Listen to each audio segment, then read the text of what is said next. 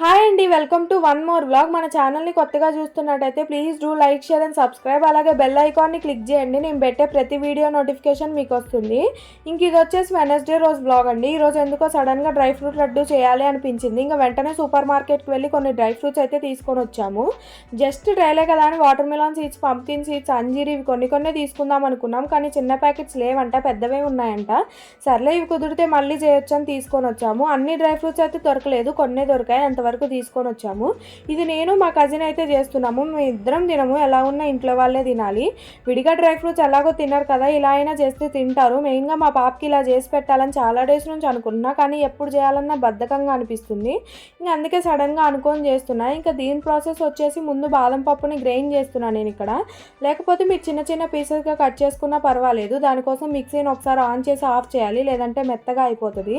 తర్వాత జీడిపప్పును కూడా అలాగే గ్రైండ్ చేస్తున్నా, లేదంటే వీటిని కూడా మీరు పీసెస్గా కట్ చేసుకోవచ్చు. ఇంకా తర్వాత అయితే పంప్కిన్ సీడ్స్, వాటర్ మిలాన్ సీడ్స్ని కలిపి వాటికి వేయించుకోవాలి. కానీ నేను ఇక్కడ అన్ని కలిపి ఒకసారి వేయించుకుంటున్నా. దానికోసం స్టవ్ మీద ప్యాన్ పెట్టి ఒక 5 స్పూన్లు నెయ్యి వేసి వేయించుకుంటున్నా. వీటిని ఒక 5 నిమిషాలు వేయించుకోవాలి. అలాగే నేను మొన్న పెట్టిన వీడియో అంటే సిల్వర్ షార్ట్ వీడియోకి రీచ్ బాగా వచ్చింది. Thank you so much.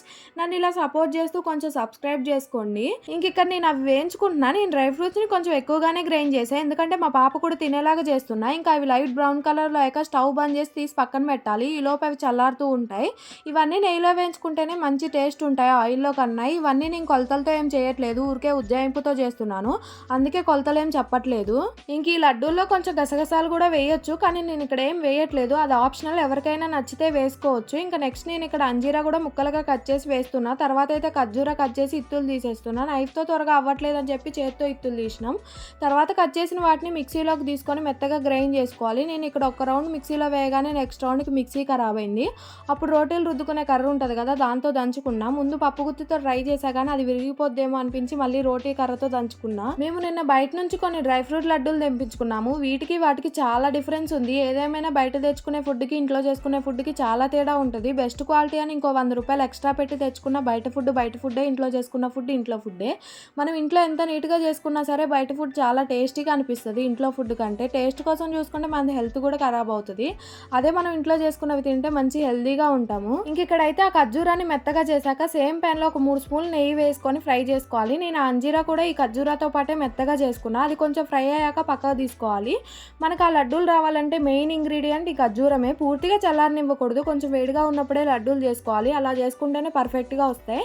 నేనైతే ఆ ఖర్జూరం క్వాంటిటీ కొంచెం తక్కువగానే తీసుకున్నా. మాలో అంత స్వీట్ తినే వాళ్ళు ఎవరు లేరని చెప్పి కొంచెం ఎక్కువ తినే వాళ్ళు ఎక్కువగానే వేసుకోవచ్చు. ఇంకా ఫైనల్ గా బాగా కలిపేసి చేతికి కొంచెం నెయ్యి రాసుకొని లడ్డూలు చేస్తున్నాం. నేను ఇక్కడ చేసిన క్వాంటిటీకి లడ్డూలు ఒక 15 అలా వచ్చాయి. బయట కొనే వాటిలో వాళ్ళు కొంచెం కలర్ వేస్తారు కాబట్టి వాళ్ళకి బాగా థిక్ కలర్ వస్తుంది. మనం ఏం వేయం కాబట్టి కొంచెం తక్కువ కలర్ వస్తుంది.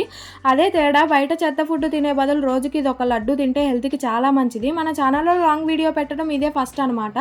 దీనికి మంచి రెస్పాన్స్ వస్తే నెక్స్ట్ నుంచి మంచి వీడియోస్ పోస్ట్ చేస్తాను. ఈ వీడియోలో నేను ఎక్కడా కనపడలేదు. ఆ టైంలో నేను మంచిగా లేను. కెమెరా ఫేస్ చేయాలంటే నాకు కొంచెం భయమే, అందుకే చాలా తక్కువ వీడియోస్లో నేను కనిపిస్తా. ఫైనల్గా లడ్డూలు అయితే చాలా బాగా వచ్చాయి, టేస్ట్ కూడా బాగున్నాయంట. ఫస్ట్ మా నాయనమ్మకి ఇచ్చి ఎలా ఉంది చెప్పమ్మా అంటే సూపర్ ఉన్నాయని చెప్పింది. మనం చేసిన వంట ఎవరైనా తిని బాగుంది అని చెప్తే మస్తు హ్యాపీ అనిపిస్తుంది కదా. ఇదే అండి ఈరోజు వ్లాగ్ అయితే. కొంచెం మన ఛానల్కి సపోర్ట్ చేయండి. Thank you for watching. Bye bye.